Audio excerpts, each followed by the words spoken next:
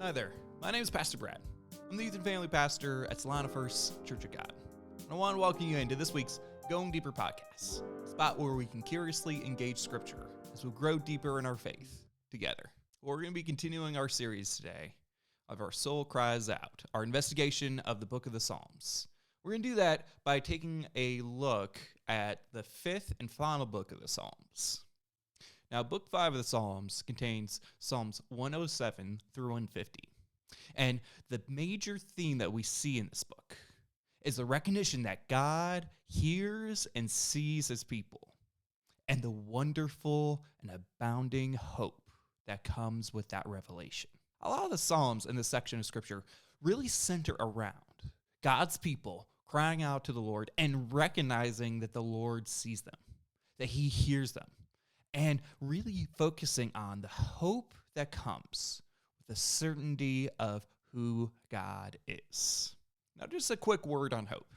See, sometimes when we hear this word, we can kind of have this image of it being childish or naive. But the reality is, hope is simply placing our desires, placing our good, having a mindset on something good in the future, something good that is not yet here.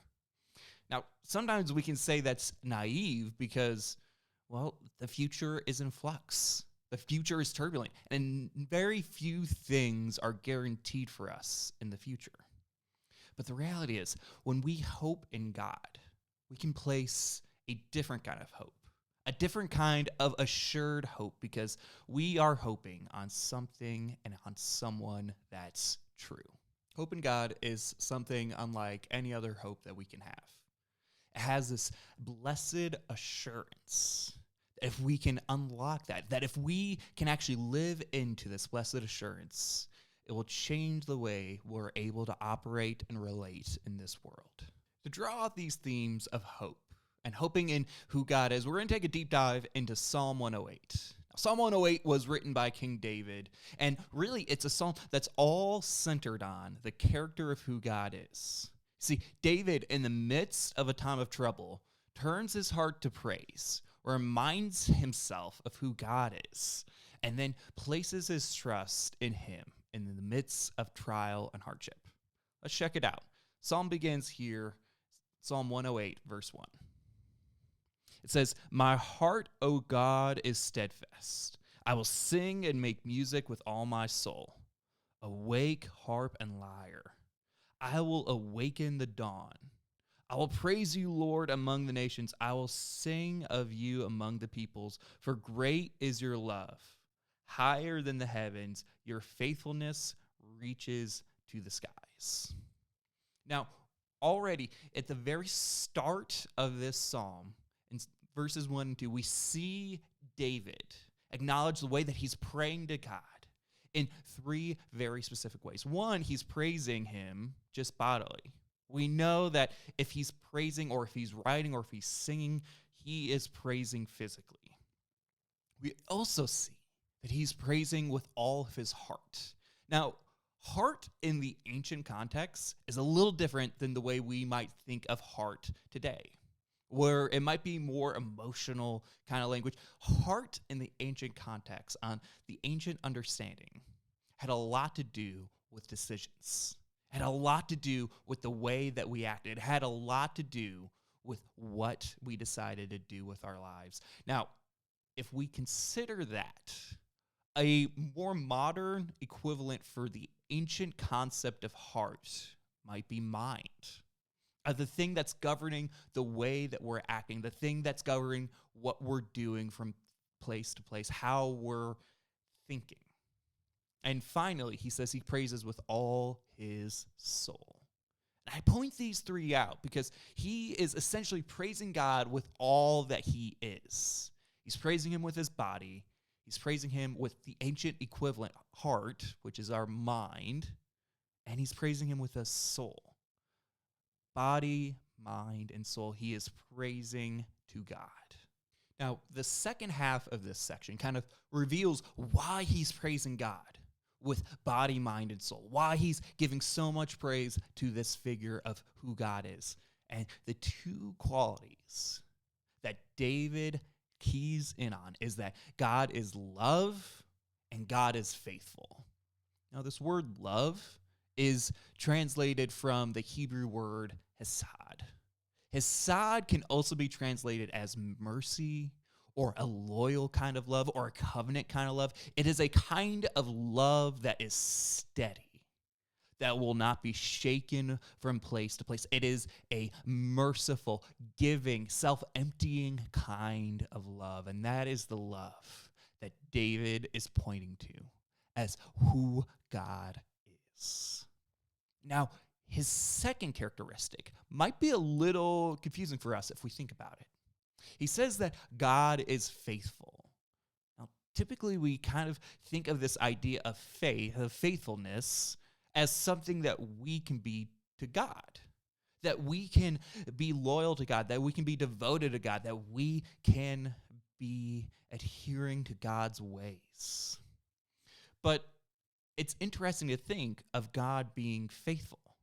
What that essentially is saying is that God is true, that he's loyal, that what he says he's going to do, he will do. You see, David is pointing towards this kind of merciful, loving God, and this kind of God that will say what he means, that what he says is true, and what a glorious combination those two qualities are, and truly worthy of praise.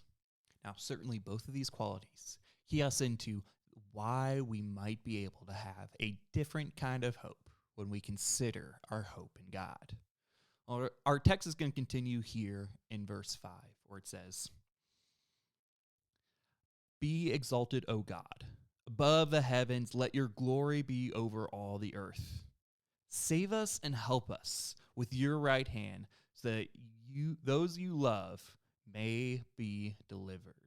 Now, if you were just reading this for the first time, you probably wouldn't pick up on the fact that David is actually in trouble, that he's facing trial or hardship, because he's just so focused on praise of who God is at the start. We can kind of miss this part where he is saying, like, no, I actually need your help. Deliver me, oh God. This phrase that you might deliver those that you love, there in verse 6, it can also be translated to beloved. Now, that's important for us because the word David in Hebrew, David's meaning in Hebrew is the beloved one. You see, he is kind of calling out, like, not only are you going to save those that you love, but you are going to save me because I'm beloved. Man, what a beautiful moment here. As David is asking for help, he reminds God. But even more than that, I think even more importantly than that, he reminds himself of who he is, that he is beloved. What a beautiful lesson for us, that as we face trials, as we face hardship, and as we're praying to the Lord for salvation, as we're praying for him for help, that we can be reminded that I pray to you as a beloved child. The text continues here in verse 7, where it says, "God has spoken from his sanctuary. In triumph I will parcel out Shechem and measure out the valley of Succoth. Gilead is mine, Manasseh is mine, Ephraim is my helmet, Judah is my scepter. Moab is my washbin, on Edom I toss my sandal. Over Philistia I shout in triumph." This section is talking all about the God who's in control.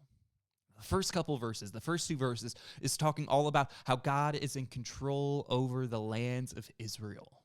All these different sections are God's providence over the specific places of Israel, the specific regions of the kingdom of Israel. Nothing was done haphazardly. Nothing was done due to human will. Nothing was the way that it is without God's sovereign control. But here's a vital thing. David also points in verse 9 God's sovereign control over neighboring territories, over neighboring nations.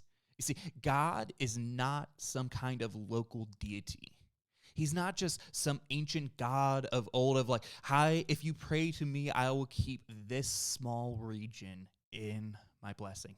I will keep this small region in my control. No. All of creation, all that is and was and will be is under the sovereign control of our good God. It's as if David is even reminding us today. Why do we hope in God? Why do we place our trust in him? Why can we place a good hope in this king? Is because he is in control, even when we don't feel it in our hearts. Our text is going to wrap up here in verse 10, where it says, "Who will bring me to the fortified city? Who will lead me to Edom? Is it not you, God, you who have rejected us and no longer go out with our armies? Give us aid against the enemy, for human help is worthless. With God we will gain victory, and he will trample down our enemies." David is pointing to the simple fact that everything else that we can place our hope into is fickle. Everything else that we can place our hope into will not be the security that is God. I want us to key in on verse 11. It could be a hard verse for us of this idea of God rejecting David, but the reality is this is David's perception. This is how he's feeling. And if we're honest, we can all kind of relate to David in this moment. At sometimes in our lives, we can kind of feel like God has rejected us, that he is against us, that he's not with us. But here's the key. Even when we're feeling overwhelmed, even when we're feeling in the midst of hardship, even when we're feeling like God is against us, we can still have hope. And in fact, we're still called to hope in the God that can save. David shows that we can hope in God, one, because we know that he is Hesed love, that he is a covenant love, and that he's faithful and true. Two, we know that we are beloved, that our identity as human beings are beloved ones of the King.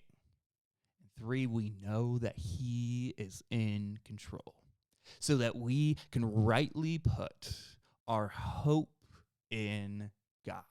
As we wrap up today, I want you to consider where you are hoping in God.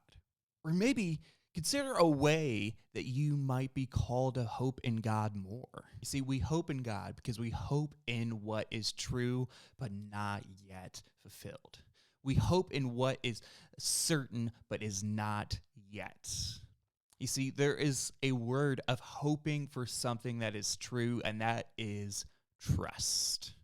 See, hope in God is another way of saying we trust in God.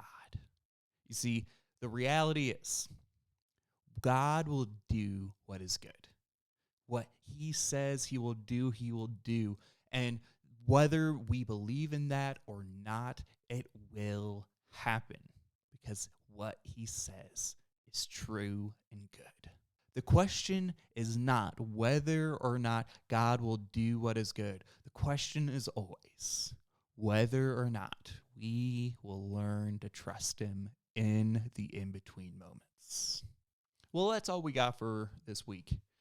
Next week, we will be concluding our series in the Psalms with Psalm 150. We're going to be looking at the concluding psalm of the entire book of the Psalms.